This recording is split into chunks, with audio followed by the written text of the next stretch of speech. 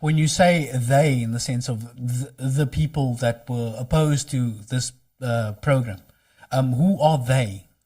Well, you see, the DA is a party of insiders and outsiders. So it was the insiders. I mean, I can share an example. In the DA, if you have if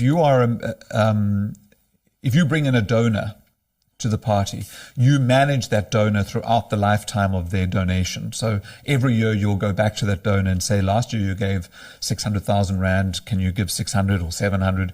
So there was a donor that was being managed by Jordan Hill Lewis, current mayor of Cape Town, but who was then a member of parliament.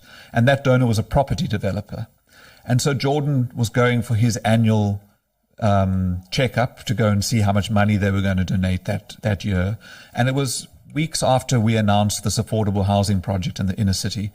And they refused to see him unless I went with. So now I'm suddenly looped in the inside circle of the DA. And so I go and meet these developers with Jordan Hill Lewis, and they cross-examine me for about half an hour about what am I meaning by affordable housing. I was asked by these board of directors of a large property developing company whether I mean tent cities. Am I going to put tents up in the inner city? So really hostile questions around the affordable housing project. Then I was excused from the meeting when they were going to discuss fundraising. So I've now addressed all their questions around the spatial justice issues. But because I was in the meeting, the fundraising department of the city of the DA sent me every month the report which showed whether that donor donated any money.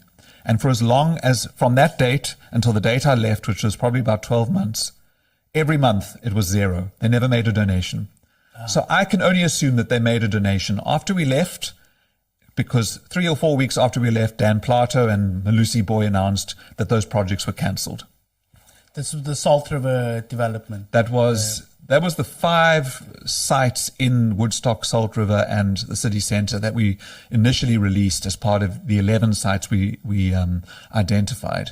They were not happy that those sites were going to be used for affordable housing, and they were a developer. And this is why money is the root of all evil in politics, because money can influence policy. Because in the DA's policy, it talks about spatial transformation. At the time it did. But when it came to donor influence, those projects were stopped.